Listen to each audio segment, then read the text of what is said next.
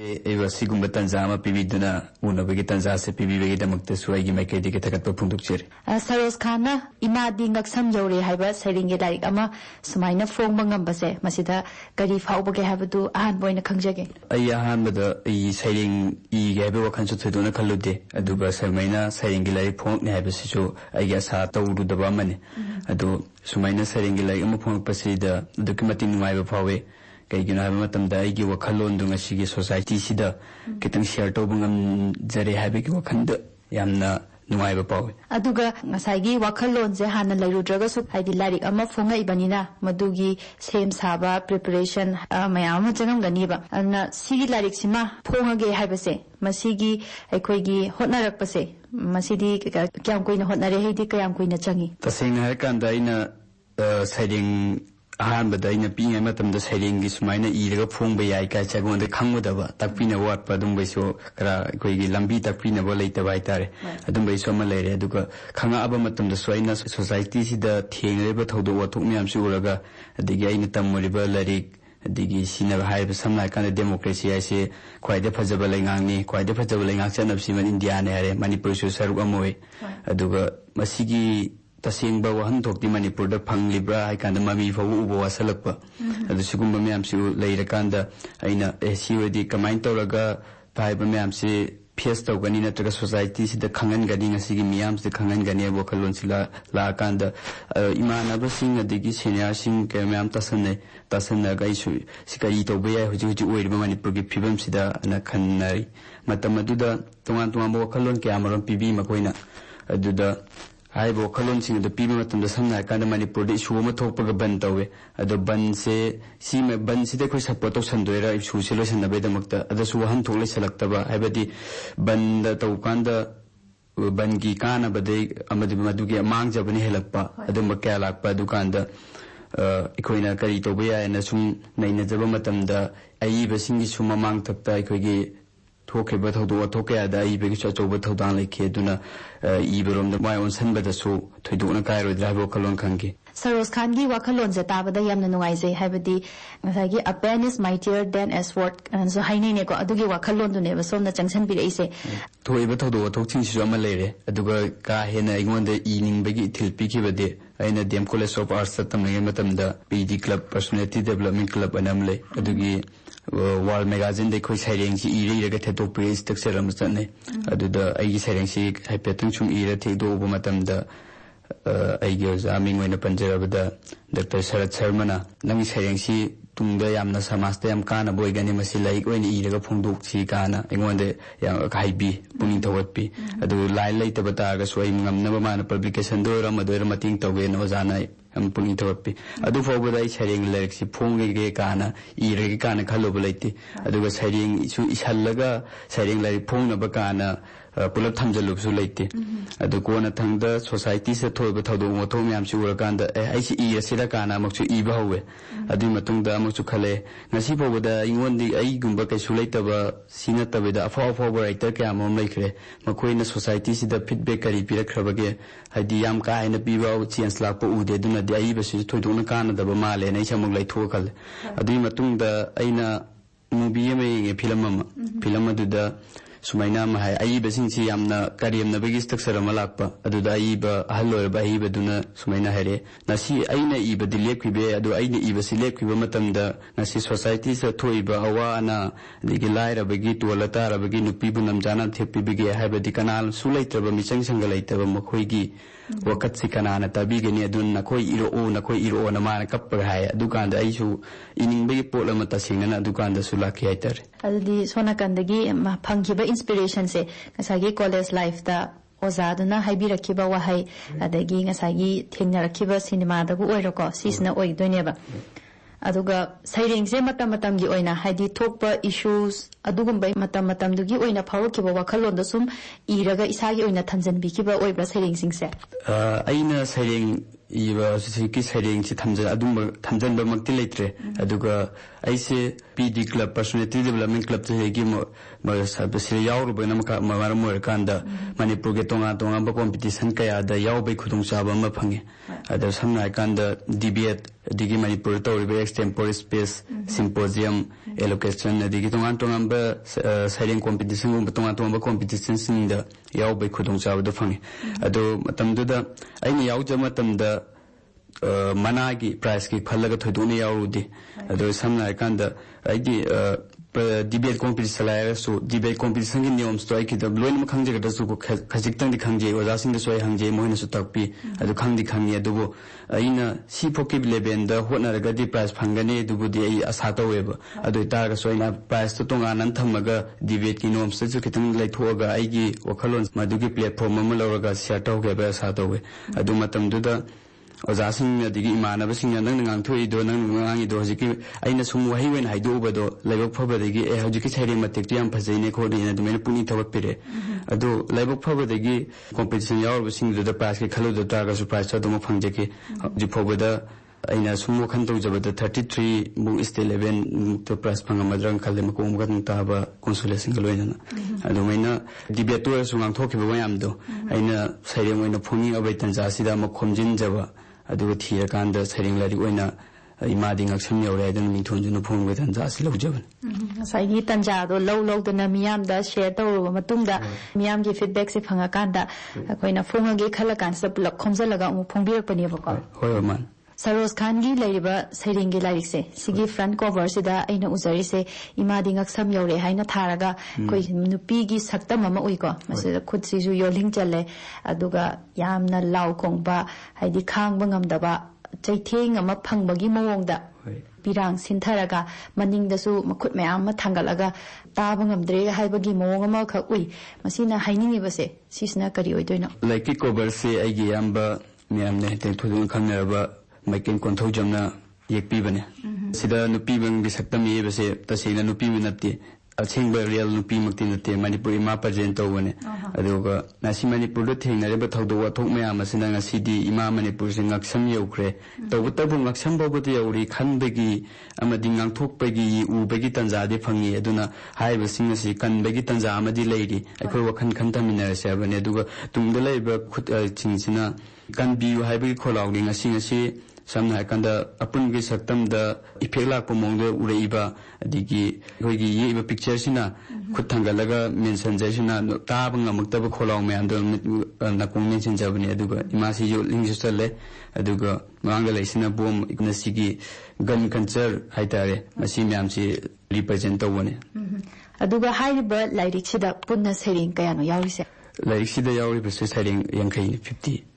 sairing 50 se loina ekoigi iramdam sida thoiba thawdo wa thoksida loinamak base tawra kamai tawe like se yorba saying 50 sigi manung sida ayambana iramdam se thoiba shusingda aduga saying ani mana imamani purbu han lemba yamna khogi phajabane charami da saithaba adige mukka mayam gi mindset ta lana launa badigi thoiba crisis mayam adigi khoi sira matungda samna kanda ngasi manipur se thoibe shu mayam sida adum phattana sakhiba taragadi tungda kari werakani amasung manipur se hana kari ni haina launarami aduga hojiki na singna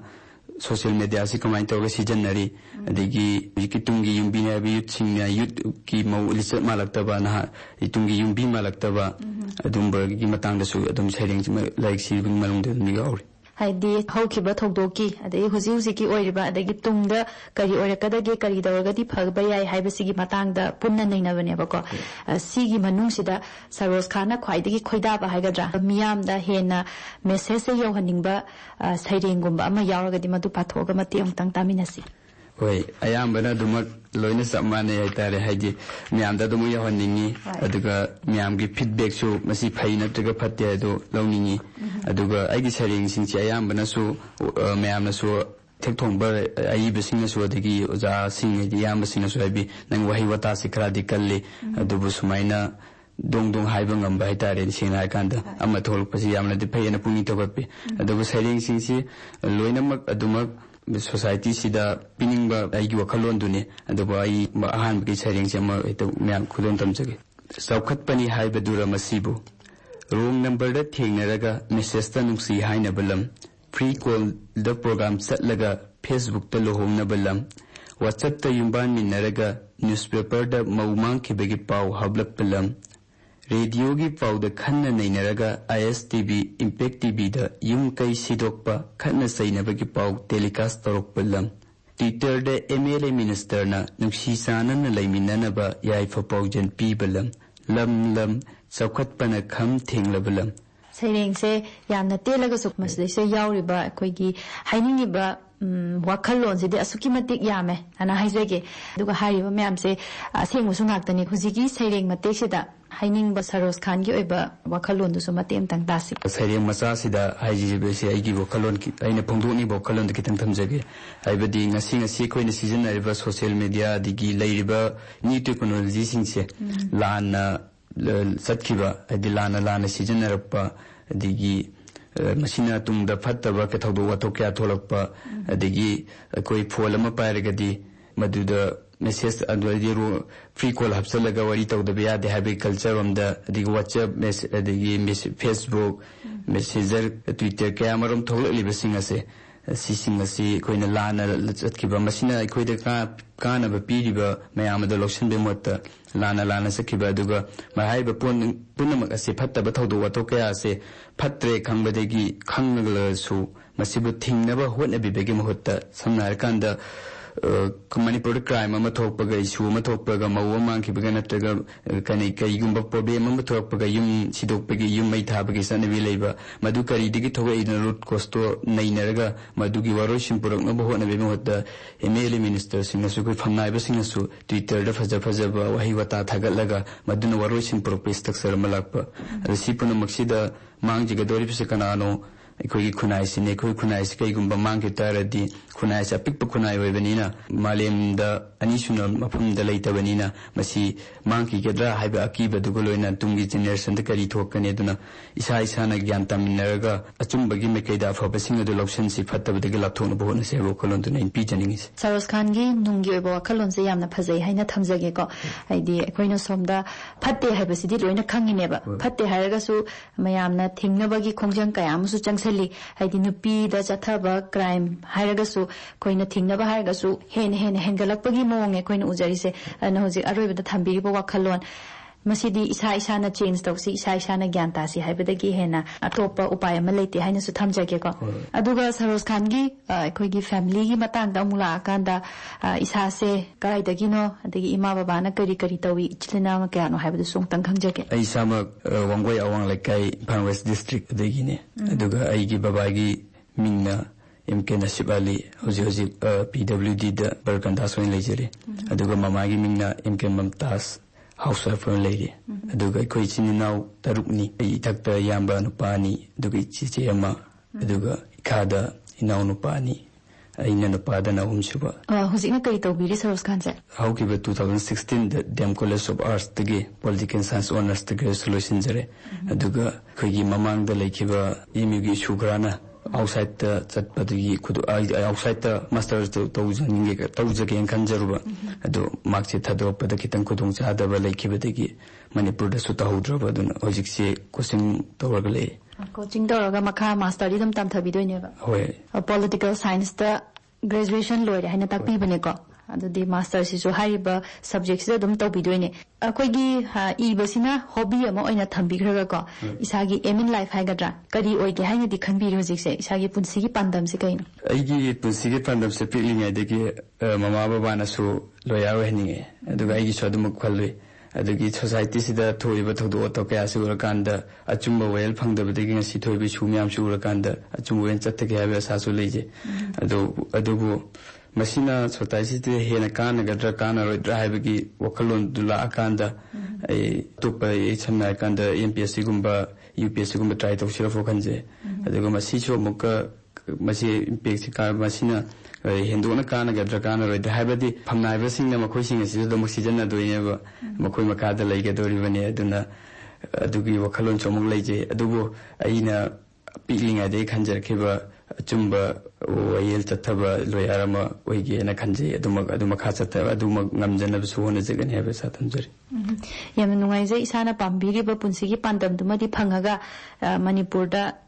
tauge khaliba contribution se sisu tauba ngamba oibiu hainasu All India Radio Imphal gi maikai da gisu wish bijari ko aduga ngasai gi ibagi lam sida amula kan sida saireng huji aikoina uzari se saireng gi lai amasu phonge aduga saireng ngaktane ba huji tawbiri se saireng na taba aikoi gi wari macha gumba oina phonge na khanbi bra na traga koi gi sumang lila da hairaga su sumang lila sna su miyam da message pi bada yamna chawba mateng ama pangbra haina khali aduna sigumba gi lamsadi khuthage ka haibagi wakhalon gadi laibibra tasengna ikoina pingai matamda sumang lila gi si yamna phajani yingnarame ikoi gyan ta jarpada dugi matungda matam khara si tarubra haina khanje adu handa mukka sumang lila culture si yam phajani hingale sumang lila gi adumakchu lila si isira su ka wakhanda thepetli wakal khanje aduga wari macha haidi saireng china society si da pibe impact si kitang wat parna khale habadi saireng china tongan banina mipum khudimangna wahi che atgyan ta basawi ta da sawi aduna aina society si da kitang semdokning ba sei wakholon si share toning mabatamda me par meam china pa bad line bani thok padu set wa ba da saireng jok malak ta bi thokanda no wahi macha da digi nobel gumba da makha I chung I da kisira an sukhan yamna phaba wakhaloni adum haidi hekna mi khai ko adum ibi ko aduga miyam da phajaba message pibi ko haina su haizeri aduga Saros Khan aikoi gi ngasai gi punsi gi tangkak amada kanagumba khara degi inspiration phangaga iningbagi wakhalon polakhi bani haina su haibiri aduga iba haisi su hektama ige hairaga su yaponte ko aduna isana iba hobirak pase pi ingai degi dum hobirak pra ngasi sigi ibagi habit se kam kandagi leibirake pingai dagi hona ise yum de khra American bangangai do we aduga mina yumno family do ero natagi mana basing do ero kitang wa se hai ki bo wangak ta bo khota yam sauwa adum khra ta we na mama koina dumaina adumakna bo ai pingai de hona lo ukilu hengani lo ya hengani hai pun adu le aduga ina pingai class 10 pokarak ba 10 11 12 yoram dai swai phobada aikoi si writer oibe ai ka sa salai saludo khangjaludo ba aikoi si iraga lai phongbe ka se khalude ado ai gi family kai education background da sukra soiba leiba haibadi ai class 1 da nursery da gina 3 phobasi ni marani high school tamjare adai matung da sahi ani gap lai sahi ani makharom gap lai family condition yadab da gi fine black tamjre adai matung da class 6 tangkai sahi tangkai dige mukka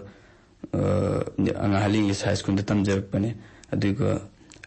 adige mukka class 8 9 swai karapasida manipur ki chawbi shuamna like tambiani yaro in tawkiba aduna haidi mamang da su like tu phajana tam hodroba adige gap tu layga da marakta somukka athing ba khara laikhiba phajana tambangam daba dega school jo phajana schooling to gunga maktaba adu matam dra adi sugumba konji me amalai khudung chaba si to biya kaisi takpi na bale selectaba dagi oja sing su hang be chance le taba adu ba in level for dagi Johnston da class 11 12 ka zamatam da Johnston ge oja sing na matam da debate yaw na ba symposium yaw na moini sembirak pane ta sene kanda adu kanda adi ga igi yamba hanna aina to bu khodi makta thabuk si inspire to bi puni to bi ba adu ga mana lambi kya takpi ba adukan ne aduga ke aina DM College of Arts ta sangsalaba matamda DM College of Arts tagi wakhalon se pura lakhibne thamjage loisalak pasida Saros Khan dagi amu khangjaning se isagi oina pamjaba ayibaga di lebra madu songtang khangjage aigi oina aigi saireng sika sana ru bhai tare ai saireng sum like pa ba khotpa mukta thra chu thena jaba aduga sana jaba dagi myamna so function numista so myamna so haibi nangi saireng se lai sam samen daga yam sane aduna magi saireng sing do nang ma buguru ne khanduna magi saireng sing du pa na bo na bi hoiduna aduna ai wakhalon da so lai sam samen dagumba koi like raba bu ji chi tongba gumba sino waigane na dumai khanje yamna nungai jai Manipur gi yamna phau ba mi ngaktani ko somna haibi rise aduga loisalak pasida Saros Khan gi mai kai dagi koi gi in khalak liba naha sing sida haigadra maru oina maru oiba thodang se hayeng tungda naha sing na loga dorbni haijariba aduna hagolak liba naha sing sida Saros Khan gi mai kai dagi kari pautak pauzel di bibiningi tasingna harkanda ꯑꯩꯁꯨ ꯅꯍꯥꯟꯅꯤ ꯑꯗꯨꯒ ꯑꯩꯅ ꯌꯨꯠ ꯑꯃ ꯑꯣꯏꯅ ꯑꯩꯒꯤ ꯊꯃꯣꯏꯗ ꯐꯥꯎꯖꯕꯗꯣ ꯃꯌꯥꯝꯗ ꯍꯥꯏ ꯄꯥꯎꯗꯝꯖꯅꯤꯡꯕꯗꯤ ꯑꯩꯈꯣꯏꯒꯤ ꯉꯁꯤꯒꯤ ꯃꯅꯤꯄꯨꯔ ꯁꯣꯁꯥꯏꯇꯤꯁꯦ ꯑꯗꯨꯛꯀꯤ ꯃꯇꯤꯛ ꯃꯤꯀꯞ ꯃꯤꯔꯥꯎꯈꯣꯜ ꯑꯩꯈꯣꯏꯅ ꯈꯪꯗ ꯎꯗꯕ ꯈꯔꯗ ꯂꯩꯕꯅꯤ ꯀꯨꯞꯅ ꯊꯤꯖꯤꯜꯂꯀꯥꯟꯗ ꯃꯤꯀꯞ ꯃꯤꯔꯥꯎꯈꯣꯜ ꯑꯋꯥꯕꯅ ꯊꯜꯂꯦ ꯑꯗꯒꯤ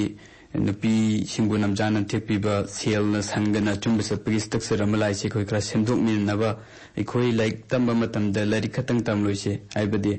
ꯑꯩꯈꯣꯏꯅ ꯉꯁꯤ ꯇꯝꯂꯤꯕ ꯏꯗꯨꯀꯦꯁꯟ ꯁꯤꯁꯇꯦꯝ ꯑꯁꯤꯗꯤ ꯕ꯭ꯔꯤꯇꯤꯁ ꯀꯣꯂꯣꯅꯤꯅ ꯄꯤꯔꯝꯕ ꯑꯩꯈꯣꯏꯒꯤ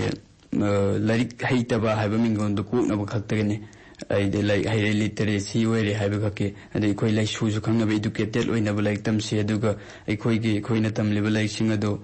ꯑꯗꯨꯒꯤ ꯐꯣꯔꯃꯨꯂꯥꯗꯣ ꯄꯥꯟꯁꯤꯜꯂꯀꯥꯟꯗ ꯉꯁꯤ ꯏꯃꯥꯅ ꯋꯥꯔꯤꯕ ꯍꯥꯏꯕꯗꯤ ꯃꯅꯤꯄꯨꯔ ꯁꯣꯁꯥꯏꯇꯤꯁꯤꯗ ꯋꯥꯔꯤꯕꯁꯦ ꯈꯖꯤꯛꯇꯪ ꯑꯣꯏꯔꯕꯁꯨ ꯑꯩꯈꯣꯏ